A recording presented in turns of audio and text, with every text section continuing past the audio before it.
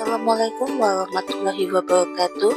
Berjumpa lagi dengan Ibu Edesti dengan mata pelajaran Pendidikan Agama Islam dan Budi Pekerti kelas 4 dengan tema Nabi dan Rasul Panutanku.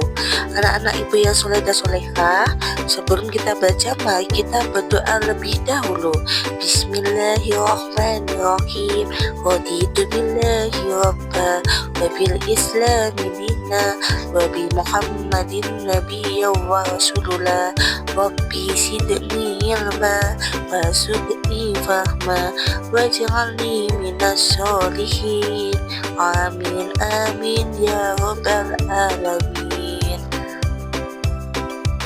Capaian pembelajaran dalam pelajaran ini yaitu peserta didik memahami sifat-sifat Allah Subhanahu wa Ta'ala, beberapa Asmaul Husna, iman kepada kitab-kitab Allah dan Rasul-Rasul Allah.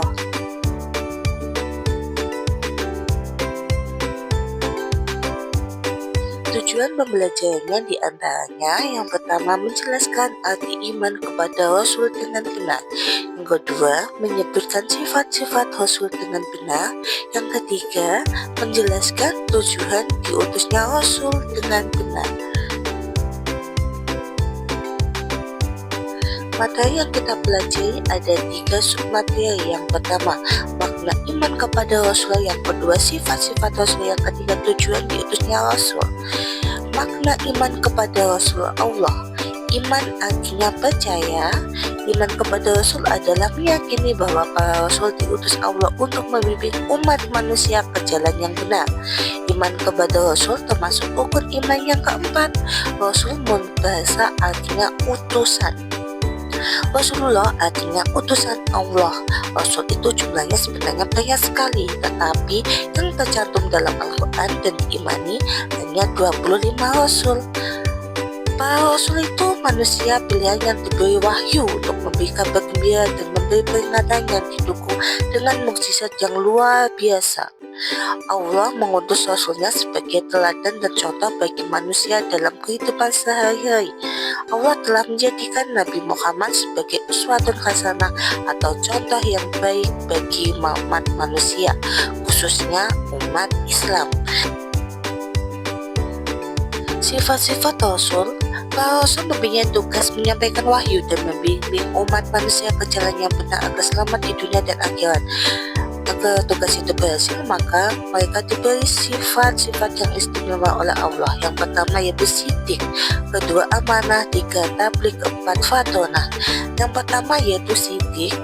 Rasul itu bersifat siddiq yang artinya benar. Mustahil Rasul bersifat kisib, artinya berkata dusta atau bohong. Seorang Rasul selalu benar dalam perkataan dan perbuatan. Meneladani sifat siddiq bagi Rasul dengan cara berpikir, bertutur kata, dan berbuat yang benar sesuai dengan perintah agama. Hindari perbuatan dusta atau bohong yang tidak disenangi Allah dan manusia. Yang kedua yaitu sifat amanah. Rasul harus amanah. Amanah itu artinya jujur dan dapat dipercaya. Seorang Rasul mustahil bersifat khianat, yang artinya tidak dapat dipercaya. Rasul wajib menyampaikan amanah Allah kepada kaumnya. Semua perkataan, perbuatan, dan tindakan Rasul harus dapat dipercaya dan tidak boleh ingkar janji. Meneladani sifat amanah bagi Rasul dengan cara kalau kita dipercaya seseorang maka harus dikerjakan dengan sebaik-baiknya. Yang ketiga yaitu tabligh. Rasul bersifat tabligh artinya menyampaikan. Seorang Rasul mustahil bersifat kitman, artinya menyembunyikan.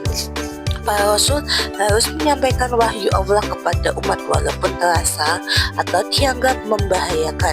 Rasul tidak boleh menyembunyikan sesuatu yang telah diberikan Allah kepadanya. Yang keempat yaitu sifat fatonah.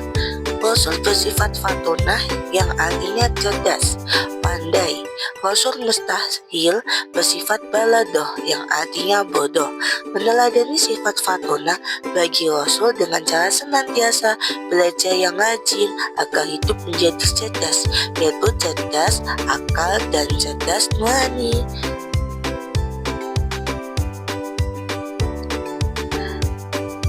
Tujuan diutusnya Rasul. Seorang muslim hendaknya mengetahui bahwa Allah mengutus para nabi dan rasul tentu memiliki maksud dan tujuan. Dengan mengetahui tujuan diutusnya nabi dan rasul menjadikan iman kita kepadanya bertambah kuat.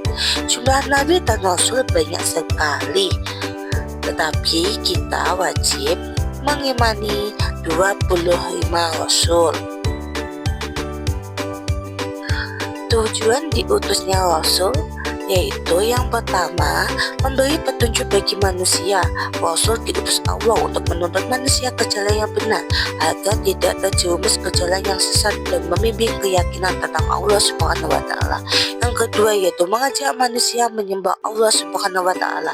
Yang ketiga, memberi kabar gembira kepada orang-orang yang beriman. Yang keempat, memberi peringatan.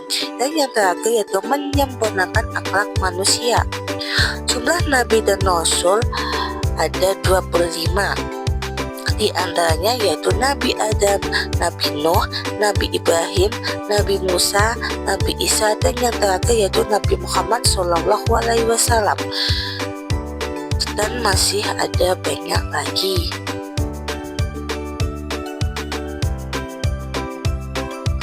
Nabi Muhammad SAW yaitu Nabi terakhir yang termasuk panutan umat muslim di dunia ini. Nabi Muhammad adalah rasul terakhir. Ia sangat penyayang, jujur, dan sopan. Kita harus meneladaninya dalam bersikap kepada teman, orang tua, dan guru. Jadi, ayo kita meneladani Nabi dengan cara bagaimana anak-anak? Dengan cara yang pertama, rajin beribadah, 2 jujur dalam berkata, 3 menyayangi sesama, 4 tidak berbohong, yang terakhir yaitu suka menolong.